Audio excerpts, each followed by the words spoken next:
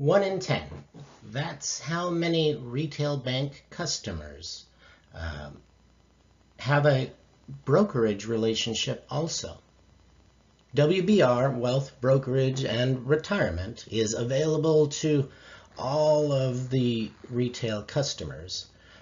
But in the most recent vision and value statement, that number 1 out of 10 shined brightly to the head of brokerage, and that's why we're here talking today. I'm here to give an initial retail customer recommendation, how we can increase penetration of our existing and frankly huge retail customer base, and how we can penetrate a little deeper with the brokerage products. That's stocks and bonds, mutual funds, IRAs, that kind of thing. In order to do so, I've put together this decision tree. The reason I did this is you don't know me from Adam yet. After this meeting, we go into our next meeting about implementations. I'm not going to have to be so broad in my explanation. But I really wanted you to see just what the thought process was that I've gone through here, and make sure that you're comfortable. You see, I might have a shiny new MBA from a #1 school hanging behind my desk, but I'm an engineer at heart. And as such, I do a lot of deep dive, a lot of deep thinking, and a lot of deep analysis of data. And I wanted to make sure that you saw just what the process was that I went through. So back to my presentation here. In the first column, I explain that there really are only 2 levers. This is something that actually all the way back in 1957 in Harvard Business Review, Igor Ansoff was the name of the author that put together what he called the product market growth model. And this is the model that has been used since then to explain to enterprises large and small that when you're looking to increase, you're really only looking at we can change the market, that is to say, we can change the segmentation in this case, or we can change the products. We can look at adjusting our products. And so really, there are 4 choices. We can do nothing, that is, keep the same products and the same market, really focusing on operational excellence. We can focus on looking at the market and trying to, in our case, segment, because we're looking at existing customers. We can throw a new product at our existing customers. And finally, we can, of course, change the market and change the products at the same time, and try for something new. This is the kind of thing that nowadays is called disruption. Back in Ansoff's day, they would call that diversification. So for each of those, went through and looked at just what we're talking about. In the first #1, operational excellence, for instance, we can compete on price, we can compete on customer experience, and I wanted to bring up that customer experience because right now we actually require a wet signature to open a trading account, an online trading account. Because we are Wells Fargo, it doesn't seem like such a big deal. I mean, there's a Wells Fargo on every corner that in the part of town that I live in. However, that's not the way things work today. This is an online account. There are many apps in the App Store. You can go log in, tell them who you are, and you can start trading right now, today. They don't have the Wells Fargo name, but the customer can start trading today. So Next thought is to look at our customer base and think about some new segments. Specifically, Gen Y and millennials are always talked about. But I actually wanted to look at some of the underserved markets, some of the defined but underserved, things like female, things like Hispanic. And so specifically,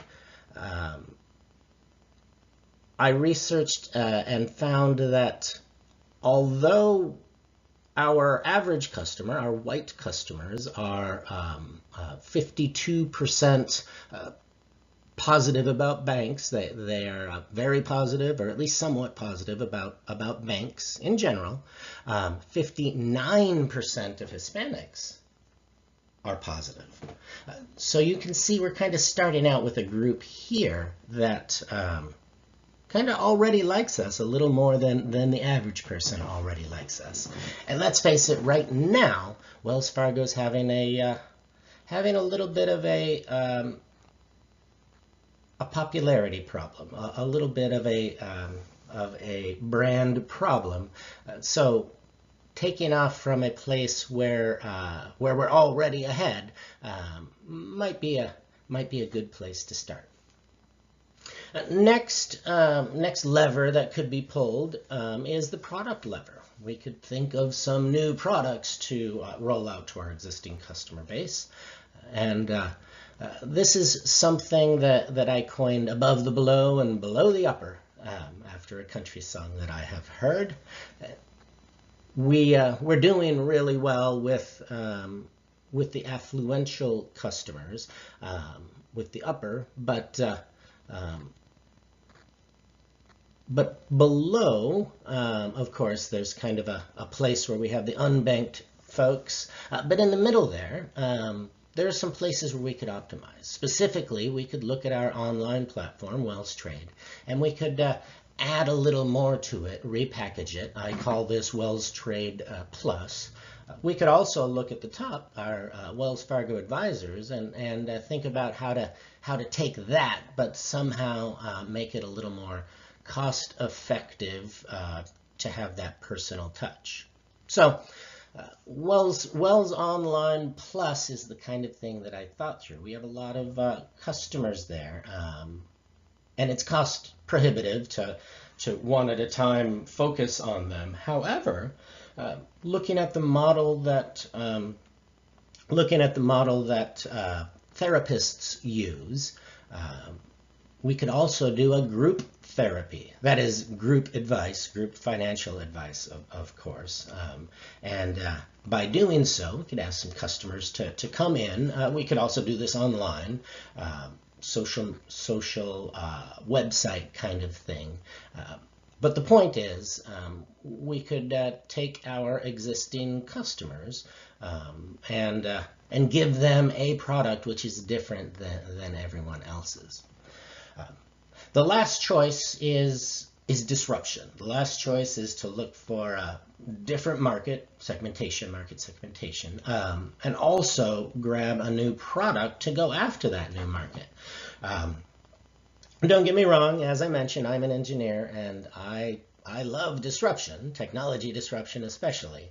However, in Ansof's matrix of the two levers, 1, 2, 3, and 4 in the first column, I have put those out there from number 1, the least risky, to number 4, the most risky.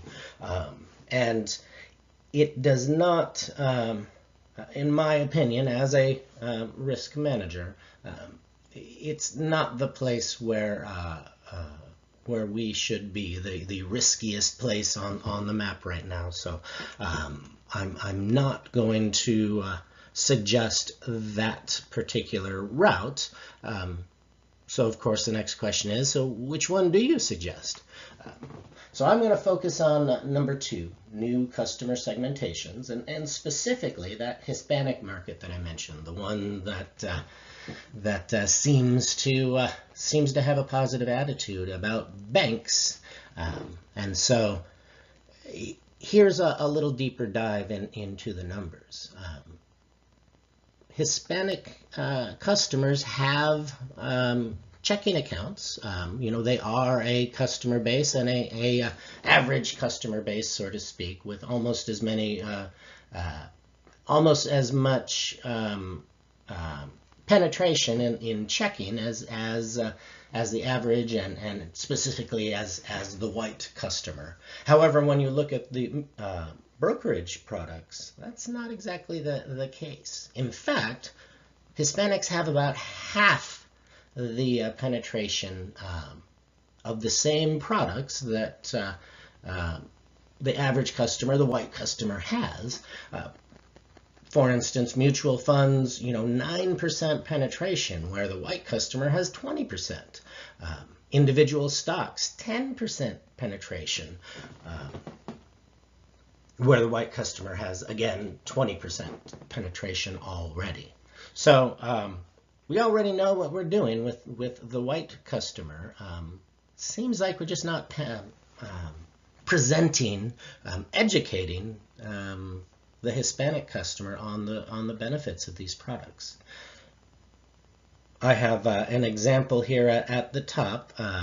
This is a famous U.S. poster from World War II. Everyone's going to recognize. But you notice that I've used Si se puede, which is a rallying cry used today by many Hispanic organizations. Actually comes from the 60s from Cesar Chavez, a hero in the Hispanic community for the work that he did in supporting migrant workers across the United States, especially in California.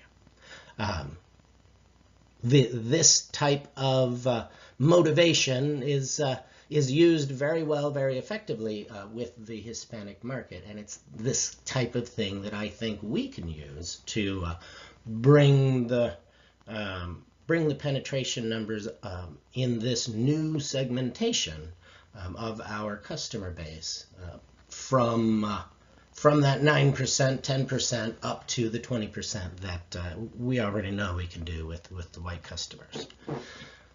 So what's the effect of doing this? Well,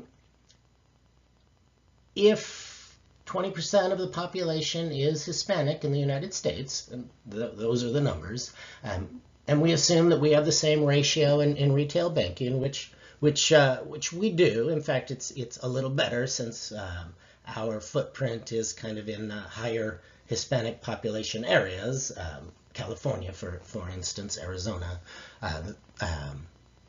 If we were to, when we match the penetration levels, bring the Hispanic segment up to match with the average customer, to match with the white customer, you can see that we're going to add 10% to the top line.